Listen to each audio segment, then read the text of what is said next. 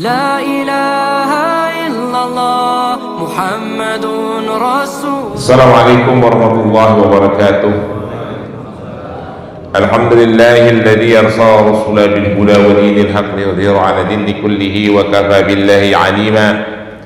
أشهد أن لا إله إلا الله وحده لا شريك له وأشهد أن سيدنا محمدا عبده ورسوله. اللهم صل وسلم وبارك على سيدنا محمد وعلى آله وأصحابه ومن تبعه إلى يوم الدين. رب اشرح لي صدري ويسر لي أمري واحلل عقدة من لساني يفقهوا قولي أما بعد. Para jamaah sekalian, puji dan syukur kita panjatkan kehadirat Allah Subhanahu wa taala atas semua limpahan nikmat dan rahmat yang diberikan kepada kita.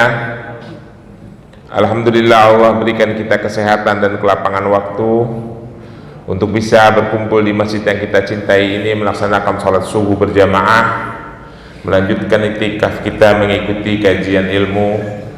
Insyaallah memperkaya pengetahuan kita dan memperbaiki amaliyah kita. Yang lebih penting kita syukuri adalah masih bersemayamnya iman dan Islam di dalam sanubari kita. Semoga Allah menjaga iman Islam kita, menjaga iman Islam keluarga kita di rumah, dan anak keturunan kita tetap memegang ajaran Islam dengan teguh. Salawat dan salam kita berharap selalu tercurah kepada junjungan Nabi besar Muhammad sallallahu alaihi wasallam, untuk seluruh keluarganya, untuk para sahabat, untuk para tabi'in, untuk para tabi'ut tabi'in, untuk para ulama, dan untuk seluruh umatnya. Insyaallah kita yang ada di masjid ini adalah umat Rasulullah yang akan mendapatkan syafaat yaumul akhir nanti. Para jamaah, sebelum kita memasuki kajian hadis, mohon keikhlasannya kita membaca suratul Fatihah. Kita niatkan kepada saudara kita jamaah Masjid At-Taubah yang saat ini sedang sakit dan dirawat di rumah sakit Hermina Ciputat, yaitu Bapak Kurniawan Hakim, atau nama debekennya Pak Iwan. Ya, mudah-mudahan beliau segera diberikan kesehatan dan diangkat penyakitnya dan bisa melaksanakan sholat berjamaah lagi bersama kita di sini. Al-Fatihah ila hadratin Nabi Mustafa ila kulli niyatin salihah. Al-Fatihah. A'udzu billahi minasyaitonir rajim. Bismillahirrahmanirrahim. Alhamdulillahirabbil alamin arrahmanir rahim maliki yaumiddin. Iyyaka na'budu wa iyyaka nasta'in ihdinas siratal mustaqim siratal ladzina an'amta 'alaihim ghairil maghdubi 'alaihim waladdallin. Para jamaah sekalian, kita lanjutkan kajian hadis Sunan Ibnu Majah.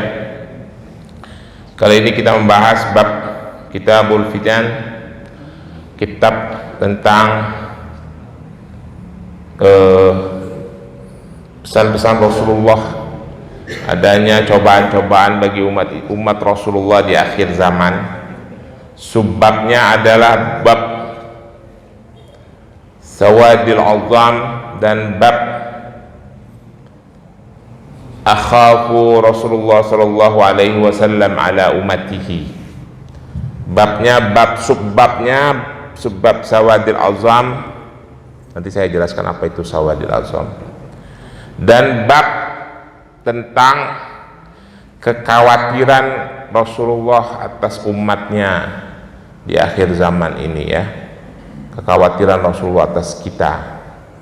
Apakah kita masih bisa menjaga kemurnian ajaran agama kita? Apakah kita menjadi umat Rasulullah yang selamat dunia dan akhirat? Mari kita baca nomor hadisnya 3950. Bismillahirrahmanirrahim.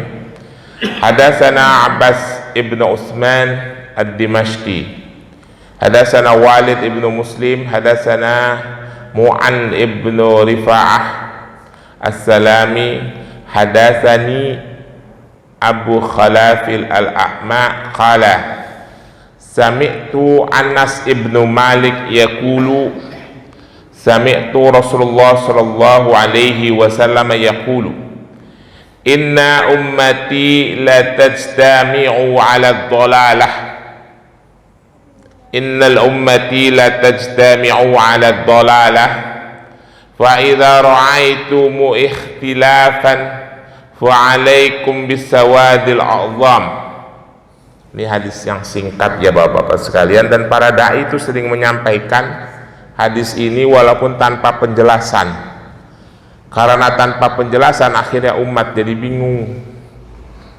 Kira-kira artinya begini: meriwayatkan kepada kami Abbas ibnu Utsman ad-Dimashqi, meriwayatkan kepada kami Walid ibnu Muslim, meriwayatkan kepada kami Mu'an ibnu Rifa'ah as-Salami, meriwayatkan kepadaku Abu Khalafi al-A'ma. Dia berkata, si Abu Khalaf ini, aku mendengar Anas bin Malik, sahabat Rasulullah, sahabat Saghir, berkata, Anas bin Malik bilang, aku mendengar Rasulullah Shallallahu Alaihi Wasallam berkata, Inna ummati, sesungguhnya umatku, kata Rasulullah ini, la tajtama'u 'ala dhalalah, umatku itu tidak akan berkumpul, bersekutu, berkolaborasi untuk kesesatan, kata Rasulullah ini ya. Sesungguhnya umatku tidak akan bekerja sama, berkolaborasi untuk kesesatan.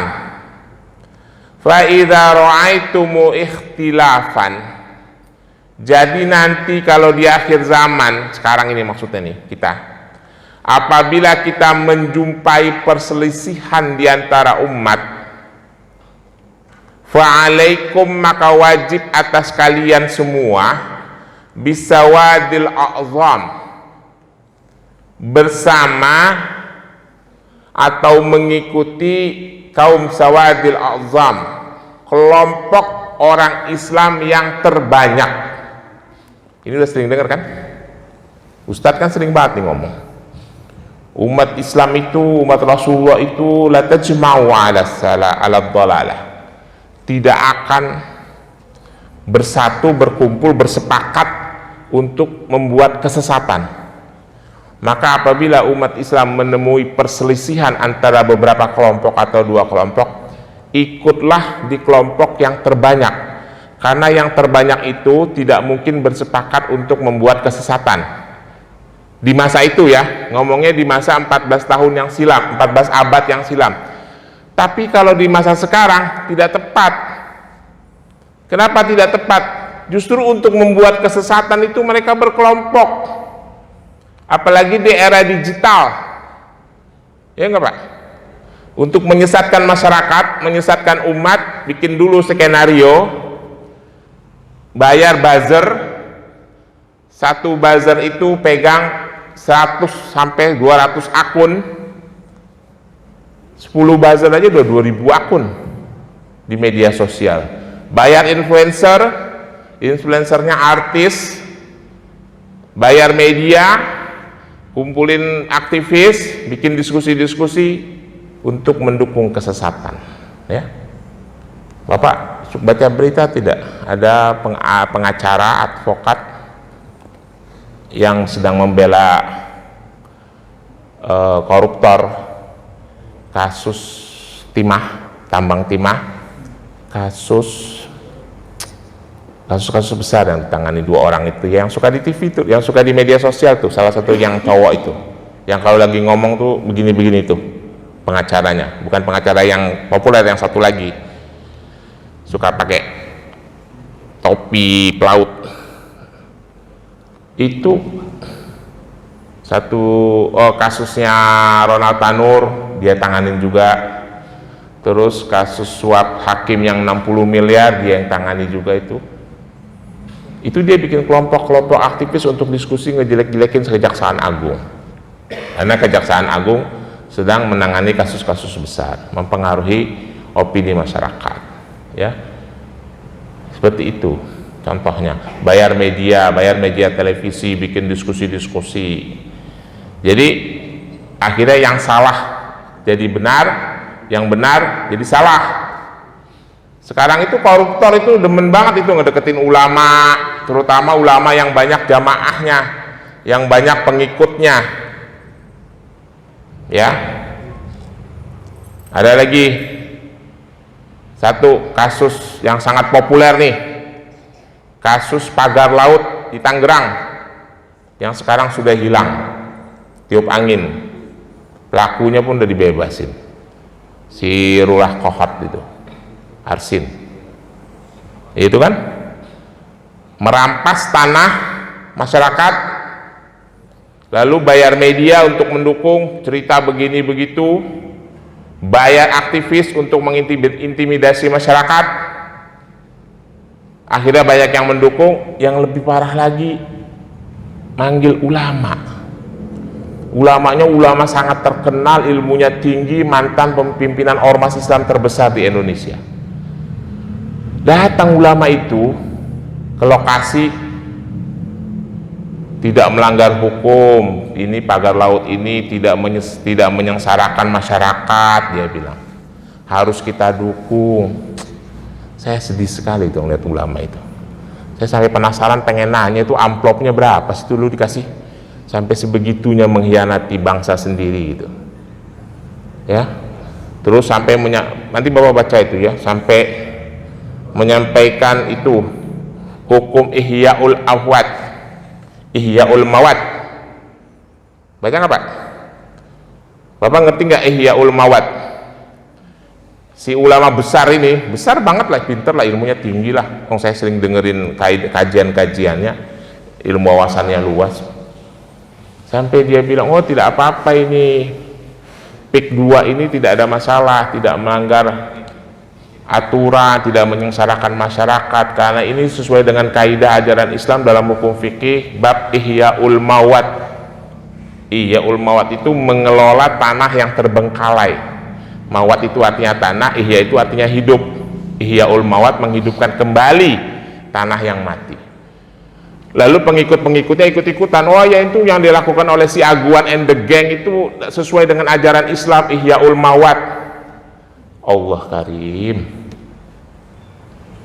Nanti Bapak baca-baca di Google ya Pak, Ihya'ul Mawad itu apa, syaratnya bagaimana. Dalam kaidah fikih klasik, dalam aturan hukum fikih klasik, Ihya'ul Mawad itu memang ada dan dibolehkan, dibenarkan, tapi ada 4 syarat utama. Yang pertama, yang boleh mengelola lahan di negeri yang mayoritas muslim, lahannya lahan terbengkalai ya, bukan lahan yang ada penghuninya atau ada yang mengelola terlebih dahulu, itu yang boleh mengelola lahan itu adalah orang Islam kalau menurut kaidah itu, hukum itu syaratnya.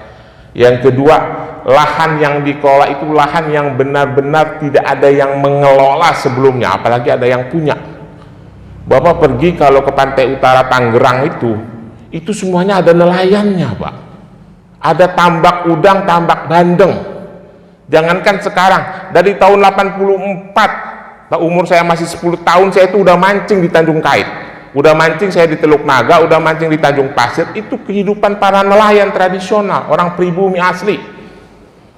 Digusur, diintimidasi sama preman, mau dibikin PIK 2. Nanti kalau udah digusur, yang tinggal itu apa, orang pribumi? Nggak ada Pak. Bapak cek aja PIK 1 kalau nggak percaya. PIK 1 saya ikutin dari awal. Waktu saya kuliah saya termasuk yang menentang itu, karena ada penghancuran lahan bakau di sana. Ya, nggak ada. Bapak datang ke sana, makanan halal juga susah dicari di PIK 1 itu. Mau dibangun PIK 2 seperti itu, makin hancurlah negeri kita, makin terpinggirlah kaum pribumi, orang-orang muslim. Lalu yang ketiga, Ihya'ul Mawad itu lahan yang dikelola itu benar-benar untuk dipakai untuk kepentingan umum. Laguan itu apa pakai buat kepentingan umum? Nggak bakal dijual itu ke investor. Yang keempat, itu Ihya'ul Mawad syaratnya dikelola, lahan yang dikelola itu sesuai dengan syariat Islam. Ini yang mau ngelola Aguan sama Antoni Salim, apa mereka ngerti syariat Islam? Tapi ada ulama besar banget itu, ulama yang bilang nggak masalah ini yang dilakukan oleh PIK 2, ini Ihya'ul Mawad sesuai dengan hukum Ihya'ul Mawad. Allah Karim, saya bilang, saya pengen datang ke rumahnya itu, saya pengen tanya, lu dikasih amplop berapa sih sama Aguan, lu sampai sebegitunya mengkhianati bangsa sendiri. Saya ya, banyak ustadz-ustadz yang jadi dajjal di akhir zaman ini, hati-hati ya Pak, sebegitunya banget gitu ya. udah tua pula, udah dikit lagi mati. Kalau yang ngomong ustadz muda sih masih mending, mungkin masa hidupnya masih panjang. Ini dikit lagi mati, udah penyakitan, mau dimakan pakai apa itu? Mau dimakan bagaimana itu duit? Jadi kembali ke Sawadil Azam. Kan para ustadz, para dai sering menyampaikan, kalau terjadi perselisihan, terjadi perbedaan macam-macam di antara umat Islam, ikutlah kepada kaum yang terbanyak. Cuma para dai itu tidak menjelaskan yang terbanyak itu yang seperti apa. Kalau sekarang ini yang terbanyak bias, terbanyak itu bisa hasil rekayasa, terbanyak itu bisa hasil kolaborasi jahat, apalagi di era digital. Itu ya. Nah, kalau kita bicara ayat Al-Quran, kita harus bahas tafsirnya, harus paham tafsirnya. Kalau kita bicara hadis, minimal kita harus tahu syarahnya. Syarah itu adalah penjelasan para ulama hadis yang mengerti tentang hadis itu. Karena jarak kita bersama dengan Rasulullah itu jauh, 14 abad, apa yang disampaikan oleh Rasulullah belum tentu kita langsung bisa pahami. Jangankan nas bahasa Arabnya, terjemahannya aja kalau kita baca belum tentu kita paham. Itu ya. Yang paling mudah itu kita baca syarahnya. Apa sih itu kaum yang terbanyak? Yang seperti apa kriterianya? Itu ya. Nah, Imam Suyuti sudah mensyarahkan hadis ini. Kira-kira artinya begini: Sawadil Azam ayyul jama'atil katsirah. Dari jumlah dia adalah kelompok yang terbanyak. Fa inna infaqahim aqrabu ila jamaah. Dan mereka itu adalah orang-orang yang memahami hukum agama secara umum. Qala Suyuti fi tafsiri Sawadil Azam. Demikian perkataan Imam Suyuti dalam tafsir, dalam memaknai kalimat kaum yang terbanyak. Ayyul jama'atin nasi wa ma'zamihim alladzina yajtama'una ala sulukin nahjil mustaqim. Ini yang terpenting. Imam Suyuti mengatakan kalau ada perselisihan di antara umat Islam, memang Rasulullah mengatakan ikut di kelompok yang terbanyak pendapatnya. Tetapi yang terbanyak itu adalah alladzina yajtama'una ala sulukil nahjil mustaqim, yaitu kaum yang berkumpul tetapi suluk, orang yang mencari, menyelusuri, yang meniti nahjil mustaqim, mendekati ke arah jalan yang benar. Kira-kira begitu kata Imam Suyuti dalam penjelasan hadis Sawadil Azam. Jadi bukan cuma kelompok yang banyak itu belum tentu benar. Karena zaman sekarang untuk memperbanyak pendapat gampang, tinggal bayar buzzer, bayar influencer, beres. Pengaruhi media, kalau yang menentang tinggal dibungkam, ditangkap-tangkepin gitu ya, selesai. Jadi deh dia mayoritas, tapi salah gitu loh, bukan benar. Maka dari itu kita umat Islam itu harus cerdas. Ya, kalau sekali lagi saya sampaikan kepada bapak-bapak sekalian, kalau hadis itu baca syarahnya, penjelasannya para ulama hadis. Kalau tafsir itu baca penjelasan para ulama. Kalau ayat Al-Quran itu baca tafsirnya dari para mufassirin. Ya, jangan ditelan mentah-mentah itu ya. Itu tentang bab Sawadil Azam, kelompok umat Islam yang terbesar. Apabila terjadi perselisihan di akhir zaman, maka kita mengikut yang terbesar. Tapi yang terbesar itu adalah yang benar, jangan yang kagak benar. Berikutnya adalah hadis nomor 3951. Bismillahirrahmanirrahim.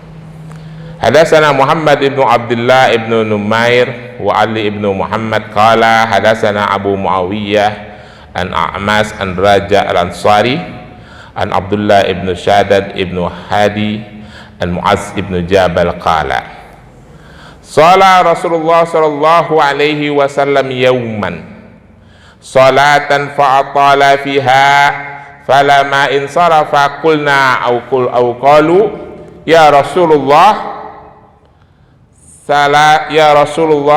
atalta yawman salata Qala inni sholaitu sholatan raqbatin wa ruhbatin sa'atullahu azza wa jallil ummati salasan fa'atani isnataini wa rada alayya wahidatan sa'altahu ayusallata alaihim aduwan min ghairihim fa'ataniha wa sa'altuhu alla yuhlikum garafan fa'ataniha wa sa'altuhu ayaj'ala ba'suhum bainahum faradaha alayya.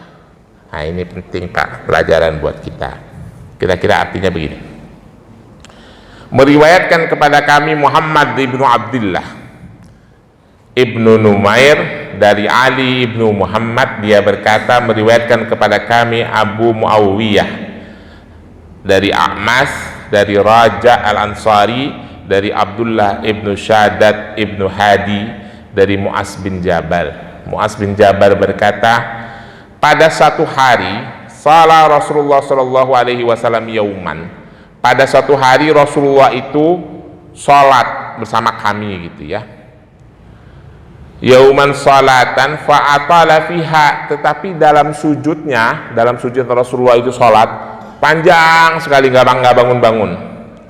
Falama insarafa, lalu setelah selesai salat, kulna, kami berkata, atau qalu, atau mereka berkata, ya Rasulullah, wahai Rasulullah, atau tayauma salatan, ya, si jamaahnya sahabat Rasulullah berkata, ya Rasulullah, kok hari ini Anda itu sholatnya panjang, doanya panjang di dalam sujud. Qala, Rasulullah berkata, inni sholaitu sholatan raghbatin wa rahbatin. Tadi waktu sujud aku itu berdoa kepada Allah dalam sholatku dengan penuh harapan dan kekhawatiran. Raghbatin wa rahbatin. Jadi pada saat sujud Rasulullah itu sujudnya panjang sampai para sahabat bertanya, ya Rasulullah, kok tumben nih hari sholatnya sujudnya panjang banget? Rasulullah bilang, inni sholaitu sholatan raqbatin wa rahbatin. Tadi pada saat sholat saya memohon dengan penuh harapan dan kekhawatiran kepada Allah. Sa'atullahu azza wa jal, aku meminta kepada Allah azza wa jalla lil ummati, untuk umatku, salasan, 3 hal. Jadi Rasulullah meminta kepada Allah, berdoa dalam sujudnya untuk umatnya 3 hal. Apa itu? Fa'atani isnataini wa rada alayya wahidatan. Rasulullah minta 3 doa, 3 hal, tetapi yang dikabulkan oleh Allah cuma 2. Warada alayya, dan dikembalikan kepadaku 1. Artinya 1 waktu itu belum dikabulkan. Apa itu yang 2 yang dikabulkan? Sa'atuhu ala yusallata alaihim aduwan min ghairihim. Rasulullah berdoa meminta agar umatnya tidak dibinasakan oleh musuh-musuhnya. Fa'ataniha, dan doa itu dikabulkan oleh Allah ya. Jadi umat Islam itu tidak akan bisa dibinasakan oleh musuh-musuh Islam sampai akhir zaman, karena itu doanya Rasulullah. Tapi kalau yang kecil-kecil diintimidasi, dihancurkan, diusir dari negerinya, ada seperti di Palestina gitu ya. Tapi secara umum tidak bisa, karena itu doa permohonan Rasulullah kepada Allah dan itu dikabulkan. Wasa'atuhu ayuhlikuhum gharafan. Rasulullah memohon kepada Allah agar umatnya itu tidak dihukum oleh Allah dengan cara dibenamkan ke dalam perut bumi. Fa'ataniha, dan Allah mengabulkan. Seperti dibenamkan ke dalam perut bumi itu kasusnya seperti Qarun. Ya, Qarun itu kan dibenamkan ke dalam perut bumi, itu dihukum oleh Allah. Nanti Bapak baca kisahnya dalam surah Al-Qasas. Ada tuh cerita tentang Qarun. Jadi 2 hal. Rasulullah meminta 3 hal, memohon doa kepada Allah yang ijabah oleh Allah cuma dua, yaitu Rasulullah memohon supaya umat Islam, umatnya Rasulullah tidak dibinasakan oleh musuh-musuhnya. Allah mengabulkan. Rasulullah meminta supaya umatnya itu kalau dia salah, kalau mereka salah tidak dihukum seperti Allah menghukum Qarun, ya. Dan Allah mengabulkan permohonan Rasulullah. Rasulullah itu sangat sayang kepada umatnya, ya, sayang kepada kita, ya. Wa sa'atuhu ayaj'ala ba'suhum bainahum faradaha alayya. Cuma yang ketiga itu permohonan Rasulullah adalah Rasulullah memohon agar umatnya tidak saling bermusuhan, tetapi permohonan itu farada alayya, dikembalikan kepadaku. Ya, yang ini belum dikabulkan oleh Allah nih, makanya umat Islam pada bermusuhan satu sama lain, ya. Tapi permusuhan umat Islam satu sama lain itu sesungguhnya cobaan, ya. Ribut aja di mana-mana, ya, apalagi di Timur Tengah itu.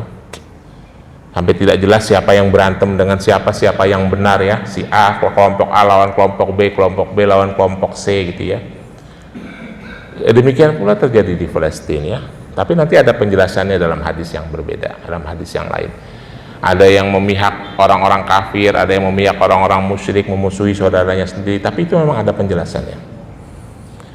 Maka dari itu, karena cuma dua hal waktu itu Rasulullah memohon kepada Allah yang langsung dikabulkan, yang satu tidak langsung dikabulkan oleh Allah, ya sampai hari ini umat Islam masih suka ribut, suka berantem, memperebutkan urusan duniawi, memperebutkan kekuasaan. Tetapi ada penjelasannya, ada syarahnya.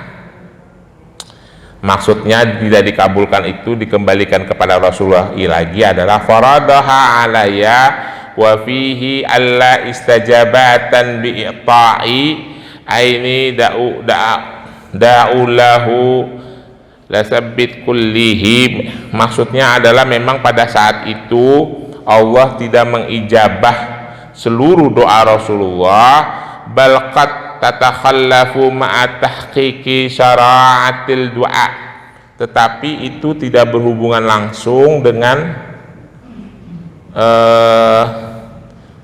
tidak berhubungan langsung dengan syarat-syarat diterimanya doa. Kalau syarat-syarat diterimanya doa pasti Rasulullah memenuhi kriteria itu. Cuma itu kata penjelasan hadis ini, permohonan itu ditunda untuk dikabulkan, bukan ditolak. Jadi tidak ada alasan kita mengatakan ya memang permohonan Rasulullah agar umat Islam itu tidak saling bermusuhan ditolak oleh Allah, tidak diijabah, maka sampai hari ini umat Islam saling bermusuhan. Saya sekali lagi mengatakan ya Pak, pesan-pesan Rasulullah untuk umatnya yang berhubungan dengan fitnah akhir zaman itu adalah supaya tidak terjadi. Ini saya ulangi lagi, bukan membiarkannya terjadi. Paham ya Pak? Satu hadis berikutnya adalah, hadisnya agak panjang kalau ini, tapi saya singkat saja. Hadasana Hisam ibnu Ammar, hadasana Muhammad ibnu Shu'aib, hadasana Saburah, hadasana Sa'id ibnu Bashir an Qatadah annahu jada'ahum an Abi Khilabah al-Jarami an Abdullah ibnu Zaid an Abi Asma' Arahami an Sauban maula Rasulullah sallallahu alaihi wasallam. Ana Rasulullah sallallahu alaihi wasallam qala zuwayyat li Allah hatta ra'aitu masyariqaha wa magharibiha wa utitul kanzaini asfari wa abyad, asfari au ahmar wa abyad.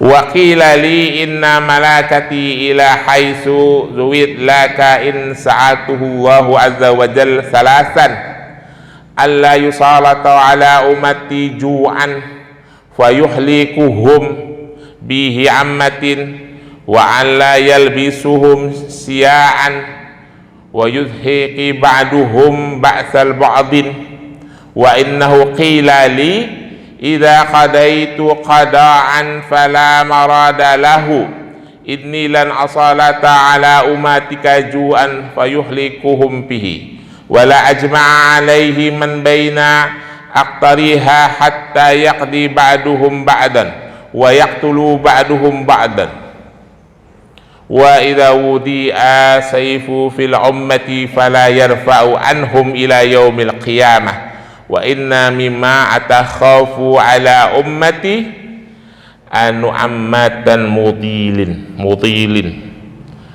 wa sata'budu qabailu min ummati usanin. Saya ulang ya Pak, karena ini bagian yang penting. Wa inna mimma atakhafu ala ummati awamatun mudilin wa sata'budu qabailu min ummati usanin wa satalhaqa qabailu min ummati bil musyrikin wa inna baina yaday is-sa'ah dajjali kadzabina qariban min salasina kulluhum yaz'umu annahu nabi wa la yazala ta'ifatu min ummati 'alal haqqi munsirin la yaduruhum min khalafahum hatta ya'tiya amrullah. Kira-kira artinya begini, Rasulullah itu ditunjukkan oleh Allah seluruh isi dunia ini, lalu Rasulullah itu ditawarkan kesenangan dunia, tapi Rasulullah menolak itu semua. Lalu Rasulullah malah meminta kepada Allah, wa inni sa'altullahu azza wa jal salasan. Kata, kira-kira artinya Rasulullah, aku tidak butuh tuh yang begitu-begituan, ahmar wa abiyat, yakni zahabi wal fidah, yaitu emas dan perak. Aku tidak butuh tuh harta yang berupa emas dan perak, kata Rasulullah. Itulah mulianya seorang Rasul ya. Yang aku butuhkan, yang aku pengen gitu, kata Rasulullah, inni sa'atuhu wahu azza wa jal salasan. Yang aku pengen hari ini, aku meminta 3 hal atas umatku, kata Rasulullah. Allah yusalata ala ummati ju'an fayuhlikuhum bihi amatan. Itu emas dan perak itu saya tidak butuh ya Allah, kata Rasulullah. Yang aku pengen adalah, aku pengen agar umatku itu tidak dilanda kelaparan, tidak dilanda kemiskinan. Yang ada umat Rasulullah itu suka memiskinkan diri, padahal Rasulullah berdoa supaya umatnya tidak dilanda kemiskinan, sehingga kemiskinan itu membuat mereka menjadi binasa.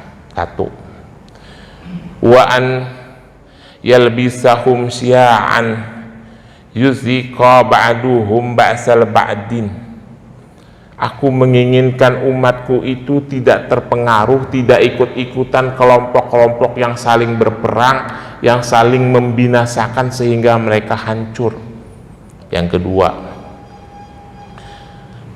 lalu wa innahu qila li wa idza khadaitu khadai faradalahu.